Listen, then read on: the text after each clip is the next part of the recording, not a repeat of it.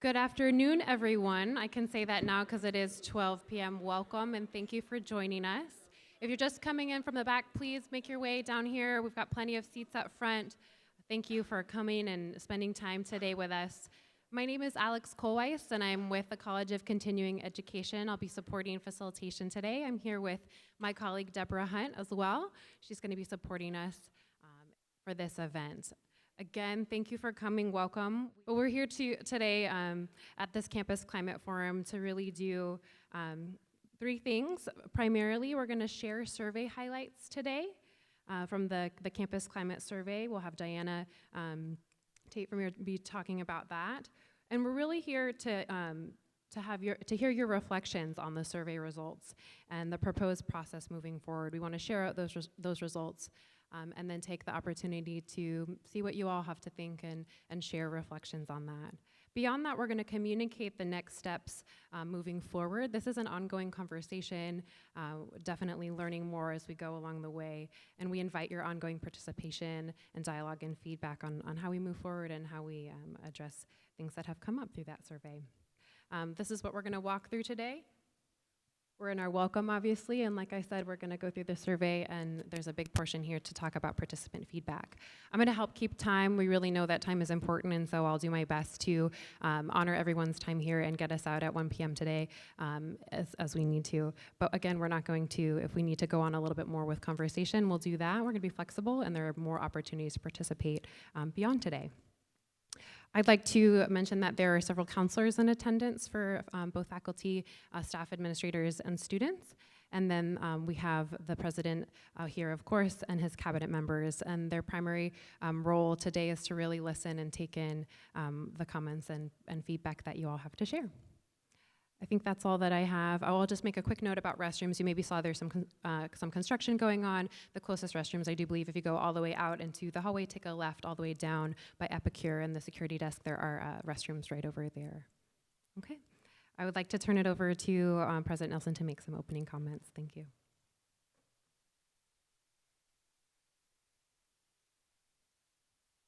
I had hoped there was going to be more people, because I think this is really important work that we're doing here, and I think it's important that we share this. Some of you were next door when I gave my very first welcome and convocation, and at that point I said that one of the first things I wanted to do was take the climate survey out of shrink wrap and actually do something with it. And what did I do? Put it back on the shelf. Why? Because the faculty came to me and said, the data in that survey is not good data. The questions were not vetted by us. We didn't have a chance to comment on it. Let's start over. It's taken us 3 years to start over, but now we've got data. And we've got a chance to be able to begin a conversation that's going to transform us and improve us. But she just said, it's just a beginning. This is not the end. And today's conversation should be just the first of many conversations that need to take place, because we all need to work together to make Sac State not just the fourth most diverse university west of the Mississippi, but the most caring university west of the Mississippi. So I am very proud that Diana took this charge on. I'm very proud that we're doing one for the students right now that's just, is it finished yet? Just finished, okay. I'm glad we're gonna have a baseline. So welcome to everybody. Let's the conversations begin. Diana?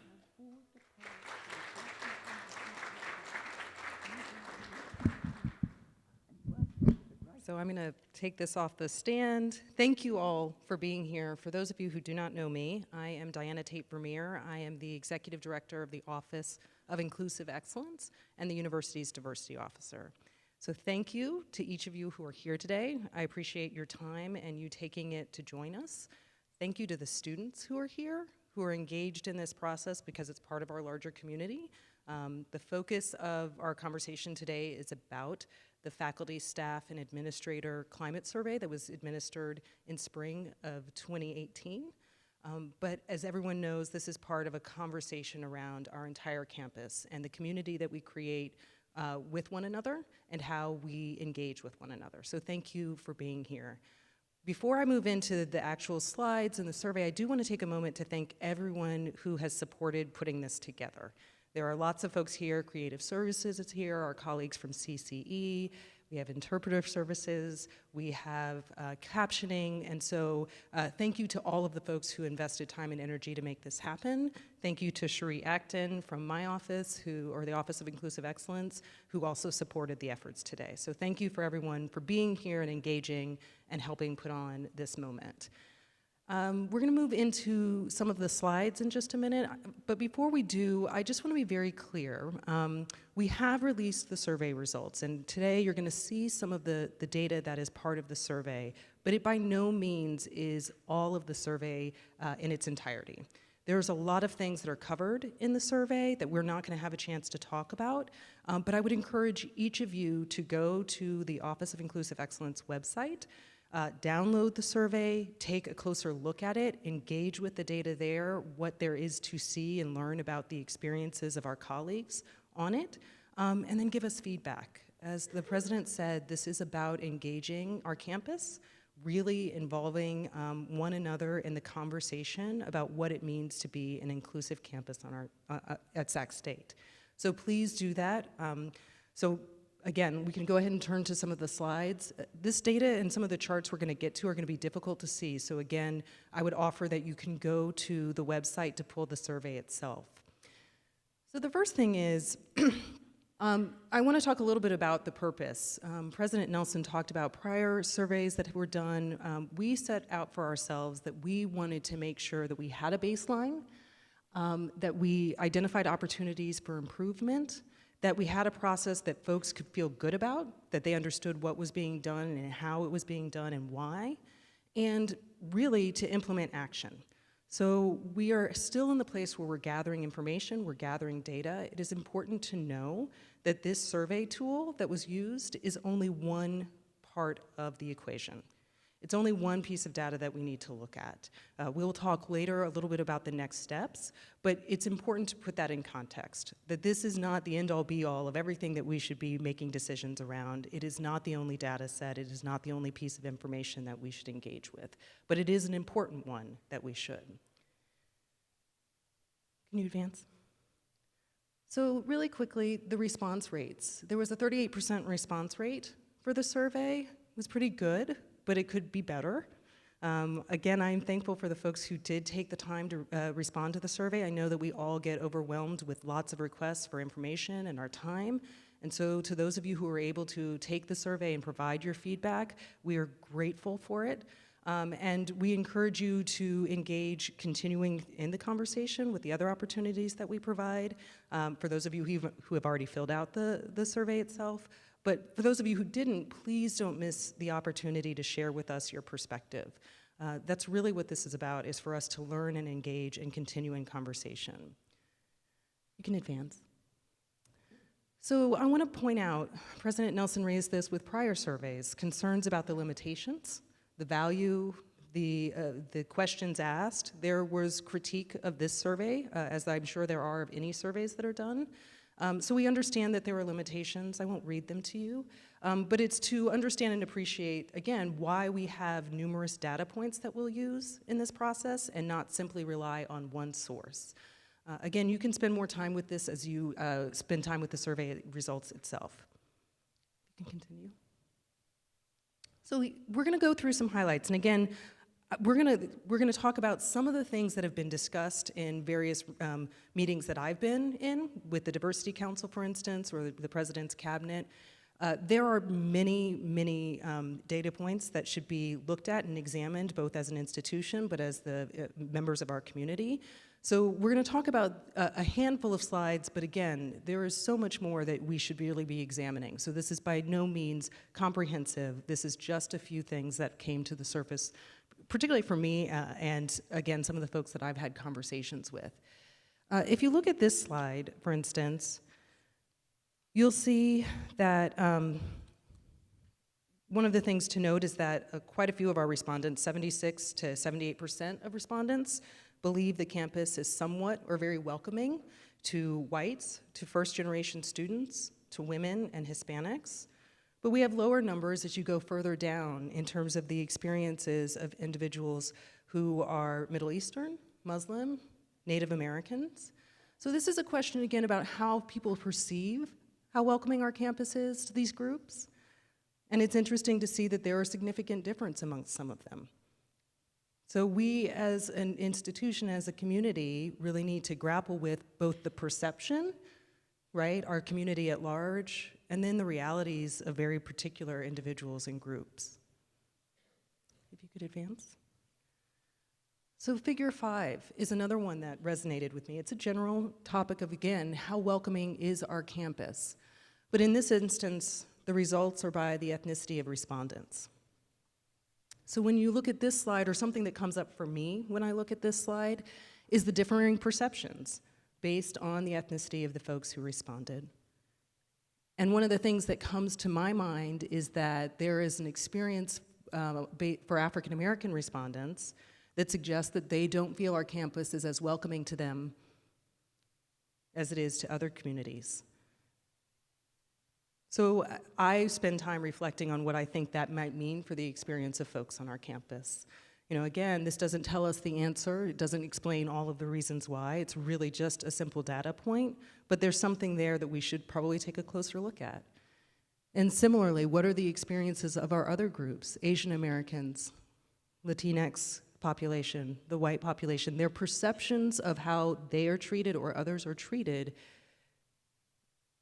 What does that mean for how welcoming our campus is? And what does it mean about what we need to do to make it more welcoming and to be more inclusive? When you look at figure 6, the question presented there, if you'll advance, is how welcoming is our campus? And this is based on sexual identity, right? So how welcome do you feel? How welcome do you feel in our community? And we look at these responses to understand, at least from the group who responded to us, how they're reporting out. So most LGBTQIA and heterosexual respondents believe that the campus is very welcoming or somewhat welcoming.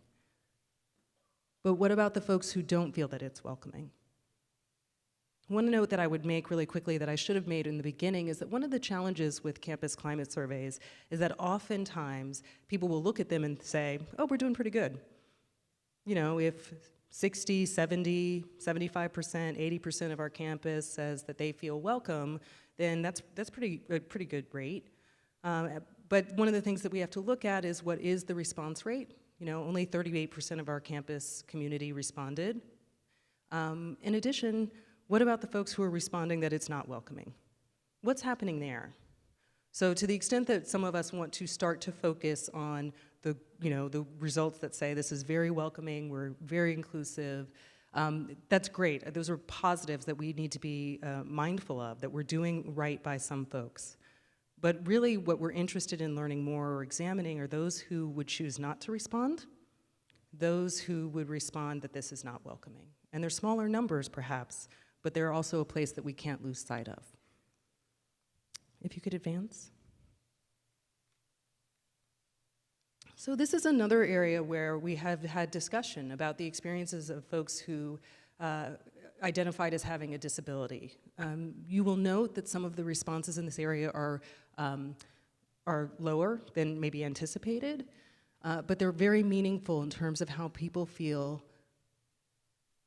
they are treated on our campus as individuals with disability. This resonated with quite a few people in the Diversity Council and in conversations that I've had. What are we doing to support our entire community if folks are feeling as if they haven't been fully supported or welcomed or treated well, right? Are we treated with respect by staff or by students or administrators?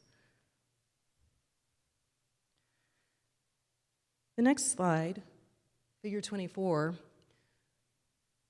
I find really fascinating on our campus. It's about which group should be required to participate in mandatory diversity training? So when I talk about comparing these results to other data points on our campus, I think about the conversations I've had with people, the folks that I've interacted with, and this is confirming for me so many conversations that I've already had. It affirms that we know already that there is a need on our campus to support our community, our faculty, our staff, our administrators, also our students, though not reflected in this survey result. We need to support them in the area of training. You can see that leadership at top, there's a high expectation of training, mandatory training for administrators, on down. But it confirms something that I think we have, as an institution, known and is reaffirmed for us. And then the last slide, I will say selfishly, is about my office. Figure 26. I had the opportunity to ask, what should the Office of Inclusive Excellence be focused on for our institution? And again, not surprisingly, training resources for staff, faculty, and administrators to teach strategies for inclusive practices in civil discourse. So again, we've sort of confirmed for ourselves what I think we knew on some level, what I've heard in conversation, what I've engaged with many of the folks in this room actually, about sort of our needs. What do we need to do to be a more inclusive campus? Well, we need to be in greater conversation, we need to be in greater awareness building, we need to be in greater skill building. What is it like to have conversations across differences? How do we do that well? So again, these are just a few quick figures from the results. There is so much more information about the experience of veterans on our campus, individuals who identify as religious or spiritual individuals, folks who talk about their political viewpoint and whether or not they believe they can speak freely on the campus. All of that is embedded in this survey. All of that is warranting of examination and thoughtfulness.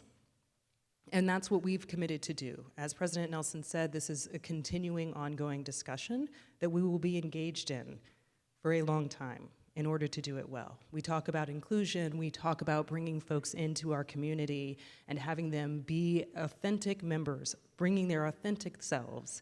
So that changes the conversation, it changes the discourse, it changes what we're focused on, because we need to be open to hearing that and responding.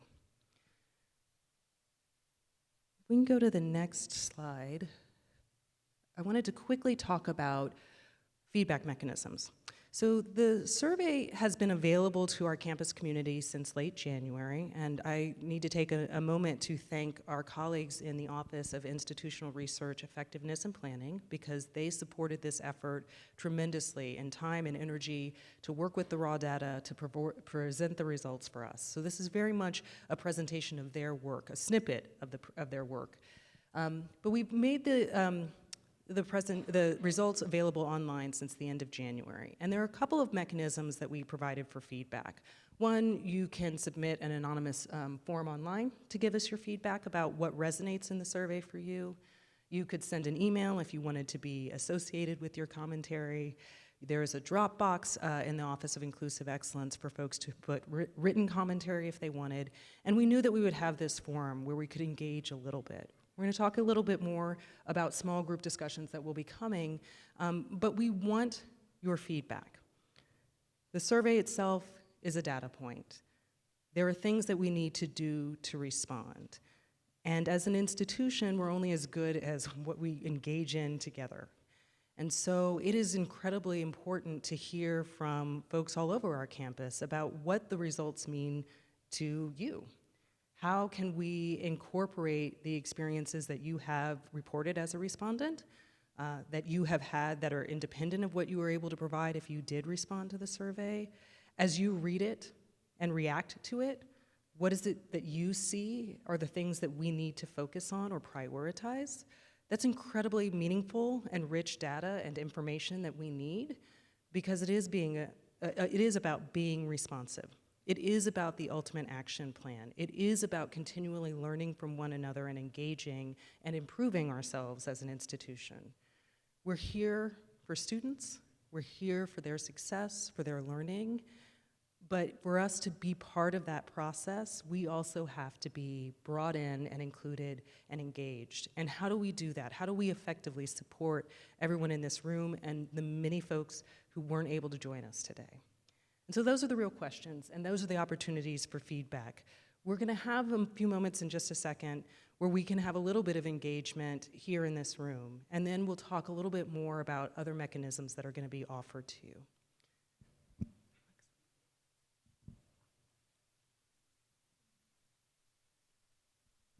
Thanks. So again, I'm Alex Colweiss from the College of Continuing Education, and I'm really excited. We are ahead of schedule. And what that means is that we have a lot of opportunity for robust feedback from you all today.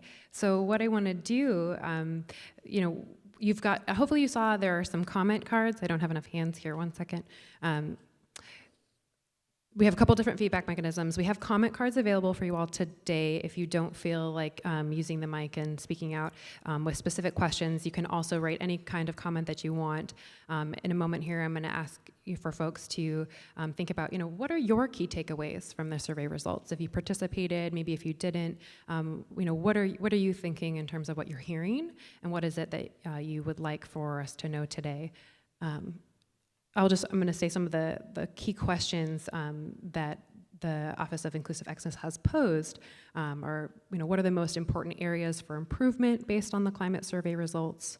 What actions should the university take to bring about those improvements? What are some other significant indicators of positive campus climate that you would note based on the climate survey results? And what else, right? We want to hear that may not fit in those categories. A couple of things as we move into participant feedback.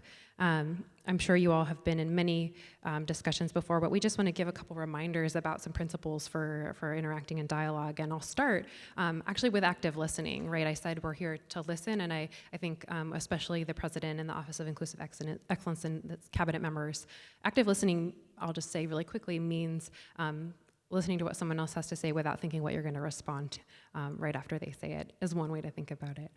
But we all want to do that, I think. And then really encouraging folks to speak from your perspective.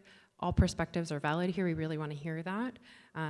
I'll help honor folks' time, and I would just ask that you join me in that as we think about everybody in the room and what they might want to say here. Okay, so how we're going to do this is we've got 2 mics on either side of the room. If mic runners, if you could just raise your hand. So we'll switch from side to side, and if folks just want to raise their hand, if they have a comment, we'll bring a mic over to you.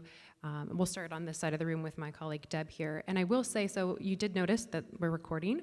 That's for documenting and being able to capture all the comments that we receive. We're not live casting or anything like that. So if you have a comment, please do speak into the mic so that everyone can hear you, so that we can get interpretation and captioning, and that we can make sure we get your comment as you've spoken it. Great. So hands for, what are your key takeaways from the survey? What comments do you want to share?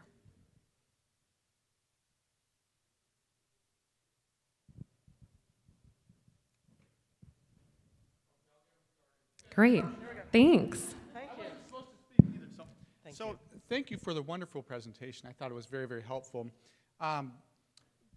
What do you think that there is a possibility that there is a difference in definition of welcoming? And if so, how that should kind of inform our interpretation of the results? So a question about what does welcoming mean? Welcoming could be something different to different groups, and they might have expectations that may or may not be realistic. For example, if they expect to come to campus and never get their feathers ruffled, that's probably not realistic. I mean, that's because this is what the campus is about, robust conversations. Or if they expect to get all of their asks granted, that's not realistic. So I'm just trying to understand, what that definition of welcoming is. I think that's a great point. I'm not sure that, I think you gave a good example of what the diversity of what welcoming might mean. Yeah. Other? Yeah, does someone have a response to that, or does that resonate with them? Different ideas about what welcoming might mean? Folks on this side of the room, just to give a chance over here.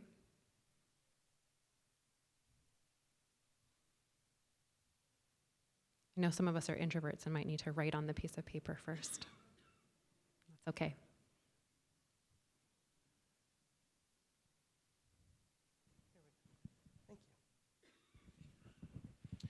Thanks, Diana, and everybody that put the presentation together. One thing that's really resonating with me is this idea of training, and I absolutely agree with that. I guess one of my concerns is when you mandate training, are you going to have an active and engaged group of folks in that training, or are you going to have people there that are like, I just have to be here because I have to be here? And then the flip side of that is when you make training optional, all the people that are super trained, are the ones that are in the training, and we're just having like this meeting of the minds. And so I like the idea, but I guess I want to kind of see more what will come from that. And I also know with training, I just think about the training that we have for our job. It's great to go to a training, but if I never have an opportunity to apply that and then come back and say, here's what you taught me, here's what I did, and here's what my experience was, and now this is the space that I'm in, and have some dialogue about that, then again, training kind of becomes this one-off, thing. And then I'll speak personally just for myself as a staff or administrator. I'm not really sure what role I'm in, but I have a lot of trainings. Like we get like so much training, and I think we're constantly seeking it, and we're going to professional development conferences and all of this stuff to be in this space where we're very aware, because at least on the staff side, we provide a lot of direct student service, and there is always this concern of like, I don't want to offend anyone, or I want to be as like aware and as inclusive as possible. And so I think for me, what stood out was the percentage of staff that said that they also wanted mandatory training. Thank you. Yeah, some questions about how to make training relevant, how to deal with mandatory versus optional. Thank you. So we have a comment back here, and I will encourage folks who are on this side, we'll move around the room as we need to. Thank you. Thank you. I'd like to pull on the thread of training for a moment and the welcoming notion. One of the takeaways that I brought from this was the portion that talked about those who are disabled. And as an able person, I wondered what that looked like. I don't know what I don't know. So I don't know what it looks like to be welcoming to disabled persons on this campus. I don't know that I need to be trained on that. Perhaps consciousness raising, and there's a way for me to be more active, to be more of an advocate if I understand the limitations that people have and the ways that they perceive what is welcoming, what is not, etc. So I wonder whether maybe even using the word training pigeonholes our thinking in ways that is a deficit model where I must be broken, I need training, when in fact it might just be that I need educating. And so maybe we need to change some of the language or consider some of the language about these things as we explore these issues. Great, thank you. So thinking about what kind of information across a variety of ways might be helpful for people to address that gap in perception and reality. Other thoughts and comments? We've heard a little bit about what does welcoming mean? What about training? What does that really look like? How do we make it relevant? Other reflections? Yep. As a participant, I'd just like Go for it. to address this idea of training. So I'm at the College of Continuing Ed, and we deal with this all the time, this mandatory versus optional training. And you really, as a trainer myself, you don't want people in the room who don't want to be there, but I think that's better than the optional option. I'm speaking very personally here, because people don't know what they don't know. And it's our job in that training, whoever puts the training together, to clarify that. I really appreciated your comments about, I don't know what I don't know, and I think it's applicable beyond the disabled or able-bodied people. I think it's across the board. We don't know what we don't know, because we haven't lived those experiences. It's about the conversation. And it's about behavior when we talk about inclusion. So I think that's a golden opportunity to rephrase it. And so thank you for that as well. I just wanted to add that and reiterate that we do have to weigh those options out, right? And so as an audience member, I'm like, well, mandatory might not be so bad, because there'll be people there exposed to what they may not know. So, thanks. Great, thanks, Deb. Other reflections?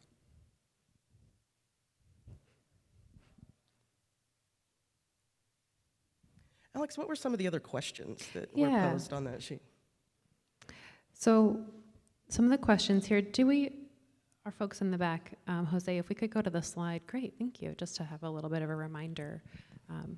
I heard both the president and Diana talk about action, right? And what do we do with information? Data is great, we can get more data, but it's sort of what we do with that information and how we address it for real people in their real lives. So I'm curious if we have any of those thoughts today, or if things have, you have personal experience where maybe actions were taken in the environment that you were in that improved your life, or that were not taken that you wish had been taken, or that should be taken. Oh, sorry, thank you. Raise your hand high. Thank you. I've been on this campus over 20 years, and I've seen a lot of attrition. Some of it's natural by retirement, and some of it's other. And I always like to joke with the people who I know who are leaving, who have that whole checklist from HR. Did you go to the library? Did you turn your one card in? But did we ask them this survey? Why are people leaving? Because if we want this to be an enriching environment to work and a welcoming place to work, we want to draw in more people to come work here. So I questioned on the survey whether or not we're asking people when they leave the university these same questions. Great, thank you.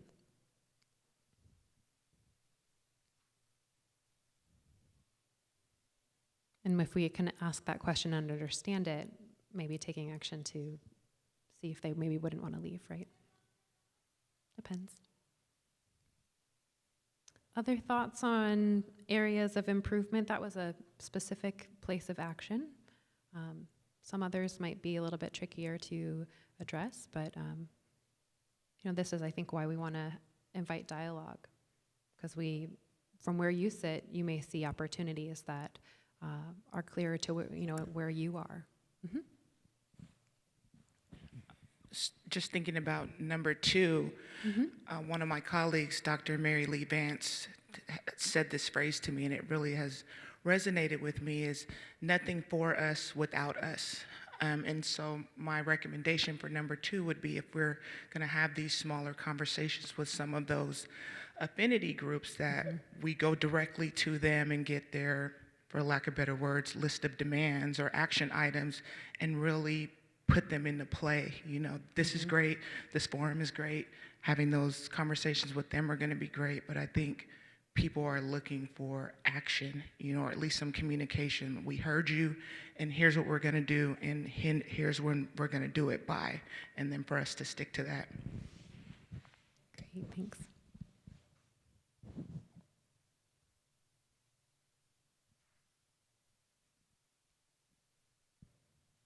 So after we go here, we'll go in the back, and thank you. I really agree with that last point, because the way I look at these numbers, I look in the larger community. And if you look at, if you go down groups, was anyone surprised? As in, who was going to feel the most welcomed here, and who was going to feel the least welcomed? Was the fact that you weren't surprised based on your actual experiences at Sac State or in this community and in this country? We exist in a context. So the reason I say that is because I think as a white male, older white male, it's easy for me to say, well, I did nothing wrong. I'm doing nothing uninclusive.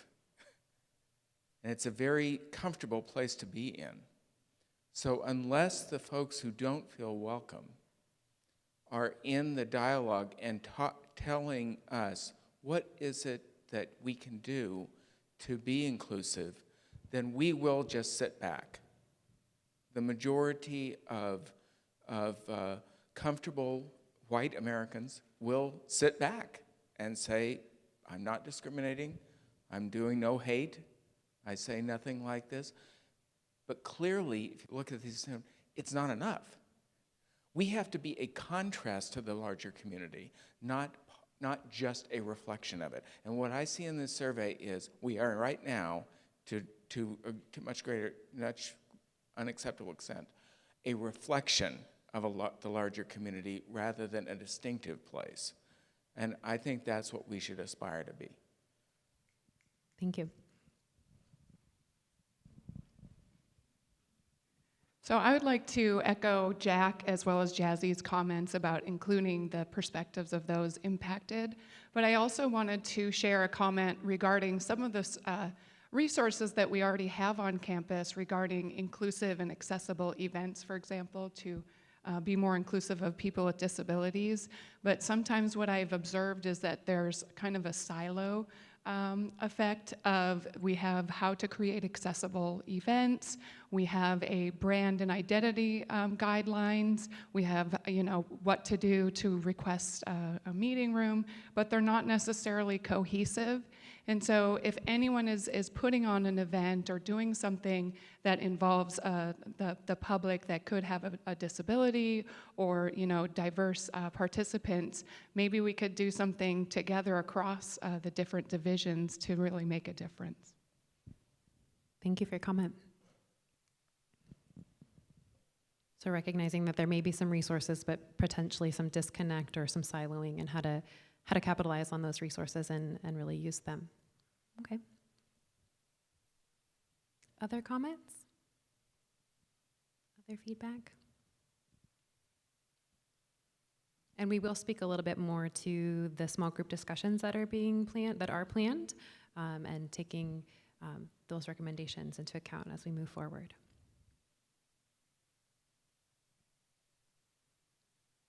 I think we have was that a hand in the back?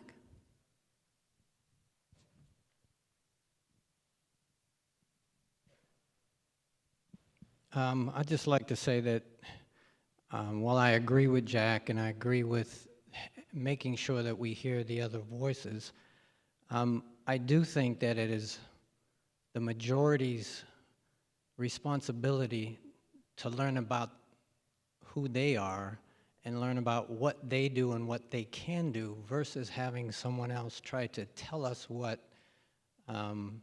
we should be doing. And what I mean by that is, after, I would say, many times over and over, after someone either of color or some group that's been more oppressed, of telling someone, hey, this is my story, over and over and over, it's really, it's our role to figure out that story for ourselves versus always having someone else try to tell us what that story is. Because it's exhausting. It's exhausting to say, well, hey, I don't know, I'm not racist, so tell me how I am racist. What am I doing? I would say it's our role to figure out what we are doing. Thank you. Pointing to some shared responsibility in these areas, right? What can we do from where we stand, and then what can we do collectively or as an institution at different levels in our institution as well? Great. Other comments?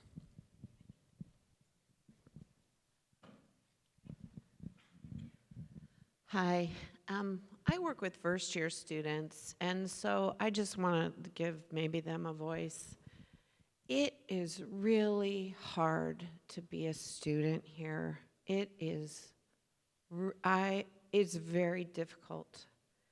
I hear from students all the time about how they battle to get classes. That's gotten better, of course, but it's hard when you're from a certain culture to go into a classroom and ask the faculty, can you sign my ad slip? It's devastating. We walk them to class to help them with that in first year experience. The bookstore is a battle. It's a battle for faculty. It's every system that I can think of on this campus, communication, initiatives that come out that are in conflict with what's already going on this campus, working together across divisions. I love what Melissa said, and I work with Jazzy all the time. It is difficult to work together. Financial issues for us, for students, who's going to pay for this, who's going to pay for that, students parking on campus. I mean, it's incredibly difficult. It is not easy to be a student here. A student who gets out of here in 4 years is like a superhero. It is amazingly tough. The problems that they have with, I mean, we can go on and on about GE and GR and those overlaps and the double dips and all that. And if you're not in the know about what's a double dip, and I am, that's a privilege. There's a lot of things like that for students. And then when I'm in my role, I'm definitely in the middle. I'm faculty, but I feel like I'm definitely in the middle of all of this. It is near to impossible to make changes. I have tried. I have been in this role for 7 years. I try to work with people, and I'm just at my end. I mean, we are trying our best, and we have a great retention rate, and we are working very hard, but there's the chancellor's office telling us one thing. There's the different division telling us another thing. There's the dean telling us this. There's the students telling us that, and none of that is congruent. So I know that there's staff on this campus, and they completed this, and I don't want to speak for them, but the people that I've worked with, they feel completely powerless. And if I feel that way, and I'm a faculty, I'm going back to teaching next year, it's completely powerless. And I was not surprised at this survey. I mean, I feel that way sometimes, and I'm white, right? So it's a struggle. I don't know where my voice is coming from here and how this adds to the mixture, but I can go, just this year alone, the amount of battling that I have had to do with almost every one of you who I care about, and I know you're all trying to work for the good of students, but finding a person, like Tina and I work together all the time, and finding a person that we're able to work together, not just personality, I'm talking about power level, money level, student goal level. It's very rare to find someone that you can really connect with and work with. And I know we all have the same goals. It's because we talk about that all the time. Well, I'm just trying to make things better for students, but the way that we don't seem to be able to work together on that ever. And it just turns into a battle, and I'm just spinning my wheels. And I know you all feel the same way, or at least I think a lot of you do. So I think that this survey just highlights that to me. I'm just exhausted. I've done all I can do. It's very tough. And I know students feel the same way. I hear it over and over. It's very hard. So I'm not sure where I'm going with the wrap up, but that's the wrap up. Thank you. Thank you. That sounds like some real frustration about different pieces, whether it's operations or connecting with resources and things like that. Yeah, and thank you for speaking from your position. Yeah, and I actually want to echo and agree all that Bridget has said, but also I think it comes down to issues of power and privilege, and we don't talk about that here. It's the invisible voice, it's the invisible hand, and we get the message about things we're supposed to do, but there aren't clear mechanisms for for people to challenge things or to question things, or not even sure who the authority is.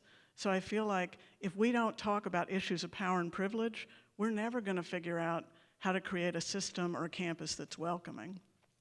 And from another perspective, I come from the Department of Recreation, Parks, and Tourism. We know the power that comes from creating communities through having shared leisure and recreation experiences. If there are ways in which we can create these opportunities so we can see each other in different lights and different contexts, I think that would break down the barriers, because right now we mostly see each other in terms of the social identities and the roles that people play. And that makes it difficult for us to really come together and understand each other. So, Thank you. So both some of the interpersonal pieces as well as maybe some of the structural pieces about power and privilege and where you sit. All right. We're coming around here. If you would speak in the microphone so we can make sure we get your comment. Yeah, thank you. I don't doubt your ability to speak loudly. Yeah. I just wanted to echo what Dana said about seeing faculty and staff, particularly in different social contexts, Because I feel on some level, you know, we are a long-distance commuter campus for many faculty and staff. Like when I talk to faculty in other departments, they live all over the place. So one thing I did was I asked the person in charge of intramurals, who I believe works for or with the Well, if they could create some kind of faculty and staff intramural teams. Because I also think it's just like so great to recreate and stay healthy with people that we work with. And I haven't heard back really conclusively about that. His original responses were, oh, there's some intramural teams, faculty and staff play on with students. So my response was, well, if it's an intramural, like he suggested, you know, basketball, volleyball, if it's an intramural team with students, you know, there's that issue of incidental physical contact, which doesn't really occur in my workspace with students. So I'm not sure how I'd feel about that all of a sudden, like in a recreational context. Whereas, you know, I have to like bump up against my coworkers or someone from a different department, like I'm okay with that. So,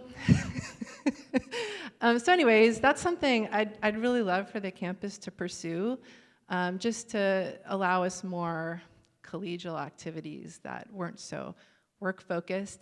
And really, it also gets to another point about like tactile communication. I feel like for me, that's part of a welcoming environment. When people like embrace me or touch me on the shoulder. And a lot of times, I mean, like I work with colleagues, you know, I've been here for almost 20 years myself, and like we never touch. And I think this like, all these issues about harassment have made people very wary about touching each other. And now like we don't even invade each other's physical space that much. It's like there's this gap of space between people when we communicate. And so I wonder what the campus can do about that to make people who do like to communicate in that way feel more comfortable without offending anybody. Thank you. Thank you for sharing that. Great. So we heard a couple of different ideas, right, to say, you know, how can we address issues of lack of inclusion or feelings of not being very welcome through encouraging staff and faculty and administrators to know each other, right? To have real authentic relationships beyond the work that they do day to day. Some pieces about the structures of how people relate and what kinds of resources come together to serve students or to serve folks in those different positions that they're in. So I think that we are coming up on our time to shift to next steps, because we want to share with you all what happens moving forward, especially there's a handout about the calendar of small group discussions that we highly encourage you to attend if you would like to continue to have the dialogue and kind of dive more deeply into what some of the data might mean or what's behind that or what didn't get captured there. And does anyone have a burning comment that they would like to share before we go? I don't want to cut anybody off. Okay. Diana, do you want to come up and talk a little bit about next steps?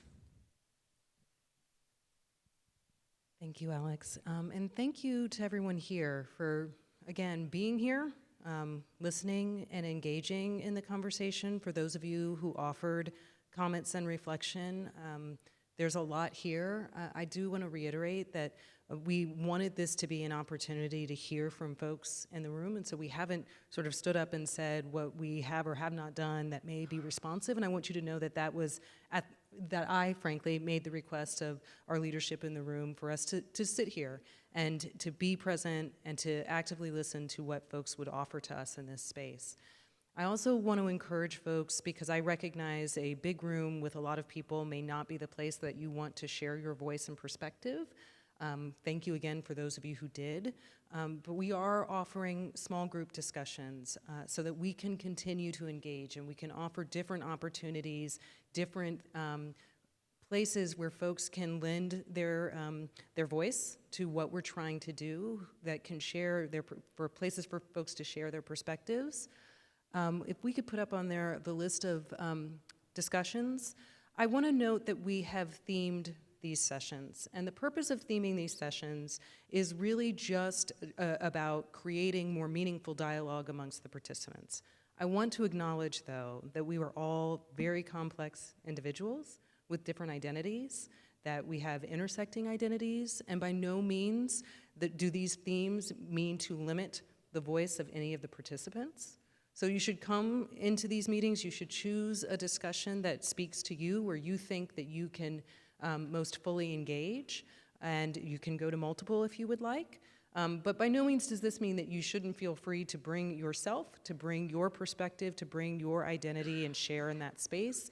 It is an attempt to both give a little bit of context and theme for the discussions that are going to be held there, but not, again, to be limiting. So we have these sessions up there. There's a handout, if you didn't see it when you came in, that are available. So you can take one with you. All of this information is also available on the Office of Inclusive Excellence web pages. We have climate survey pages that are dedicated there, so you can register. We are asking for registration for no other reason than making sure that we can accommodate everyone who would like to participate. We are also looking, depending on what feedback we receive, if we need to add more sessions, we are certainly willing to do that. If there is a session that does not speak to you, and you'd like to see something else added, I encourage you to reach out to my office. We are here to try to make as many avenues available to our community to engage with us and to give us feedback and to share perspective. I would also really encourage you, it is fine to not have the solutions. But to the extent that you have offerings for us that you want us to act on, and they are particular, I encourage you to give them to us, to send them to us. You can reach out to the diversity@csus.edu website, email address to provide those. I'm in SAC Hall 220, that's the Office of Inclusive Excellence. This is really an opportunity and an invitation that I'm going to make over and over and over again for you to engage and really speak directly about your perspective and experiences. So again, that's the list of the small group discussions. I see a question in the back. Here, I'll do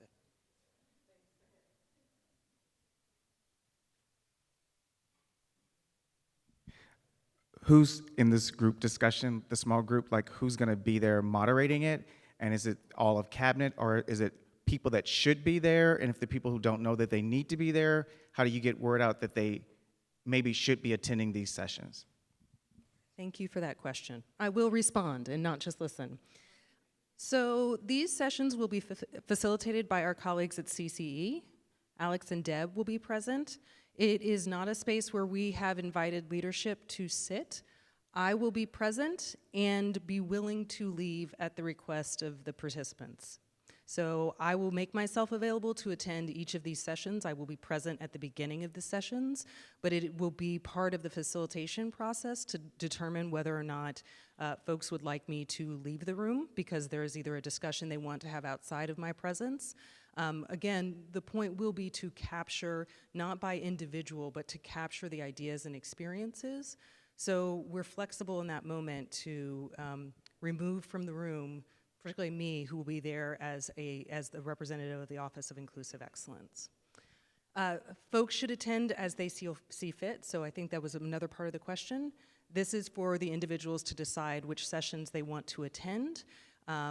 They are open to folks. We will have facilitation and manage those rooms as necessary, but folks can choose to attend whatever resonates with them personally. I should reiterate as well that we are open to putting more sessions on, so please do not hesitate to reach out to me personally or directly, or again, the email address I provided. I have my cards here, so we can be responsive as necessary, and this is the beginning of what we had hoped to put together. The last thing I will quickly say, and if there are other questions, we'll address those as well, but the president mentioned that we just finished a student climate survey. It was a student survey focused primarily on racial climate and inclusion on the campus. That survey administration ended in mid-March. We do not have the survey results yet. Those survey results are produced by the USC Race and Equity Center. We will get those results in the fall and anticipate a similar kind of process, right? Where we have a big convening that we can discuss and reflect on the survey results, as well as small group discussions for students in particular, but also the larger campus community around what we're seeing and what's coming out of those survey results. Are there any other questions about the small group discussion or what we've covered today? Yes. Just a comment, and I'm sure space is very difficult, but I'm thinking about this general staff session, third from the bottom. It's during the lunch hour, which I think is great, but Modoc Hall is really far for a 1-hour lunch, and so if there is any flexibility there. Thank you for that. We will look at space issues, and so I will take that. I take that to heart, and we can also, I think, look at adding potential other spaces. It just may be other dates. And I should also say, part of the reason we wanted to do this was to capture some folks before the academic year ended, but there is an opportunity, even though we have some space limitations maybe before the end of the academic year, to move some of these discussions and continue them when maybe space is a little bit more available. Before I turn it back to the president, I just wanted to personally thank you all for being here and taking the time to engage, to offer your reflections, to even just simply be present and listen. And I look forward to continuing this work and continuing these conversations. I know everyone in this room knows this already, but this is all of our work to do together. But my commitment to the folks in this room is that I'm here to be an active and engaged part of the process and to help us continue to move forward in the directions that we want to go. So thank you very much for your time and your reflections and your commitment to us as an institution.